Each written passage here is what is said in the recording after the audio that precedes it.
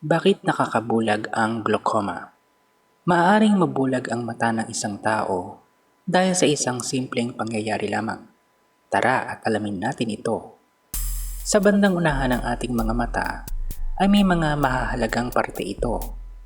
Narito ang cornea na siyang nagsisilbing pananggalang o proteksyon sa mata. At narito ang iris na siyang bumubuka upang pumasok ang ilaw sa ating mga mata. Ang iris ay sumasarado kapag masyadong maliwanag ang iyong nakikita at bumubuka ito o lumalapad kapag ikaw ay nasa madilim na lugar. Sa likuran ng iris ay makikita ang lente ng mata. Ang cornea ay nangangailangan ng natatanging liquid na nanggagaling sa loob ng mata upang ito ay manatiling basa at malusog.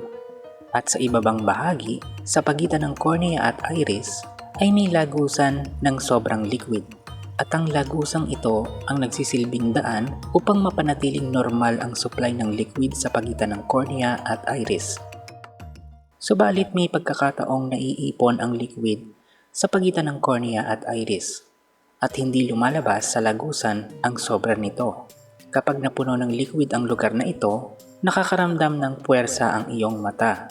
Dahil wala ng espasyo sa pagitan ng cornea at iris, naitutulak o napipisa papaloob ang iba pang bahagi sa loob ng mata. Kaalinsabay ng puwersa, nagkakaroon ng pagbabago sa forma ng loob ng mata. Nagkakaroon ng deformity. Naaapektuhan ang mga ugat sa loob ng mata hanggang sa ang mga ito ay mapisa o masira. Sa pangyayaring ito, lubhang naaapektuhan ang paningin ng isang tao. Sa simula, nawawala ng paningin ang gilid ng mata. Maraming tao ang nakakaranas ng ganito, subalit hindi nila ito napapansin dahil ang pagprogreso ng ganitong karamdaman ay mabagal.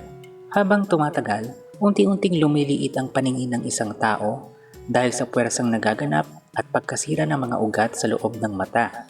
Paliit ng paliit ang paningin hanggang sa wala nang makita ang taong may ganitong sitwasyon. Ang karamdamang ito ay tinatawag na glaucoma.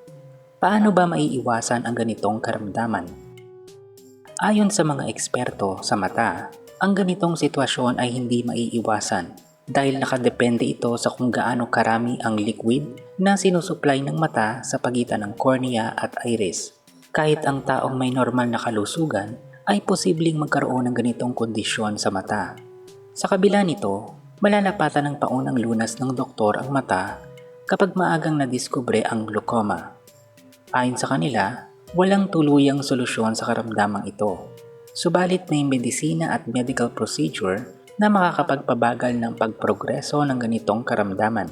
Dahil hindi kaagad nakikita ang sintomas ng glaucoma, napaka-importante na kahit isang beses sa isang taon ay ipasuri mo ang iyong mga mata kahit pa wala kang nararamdamang sakit o problema dito.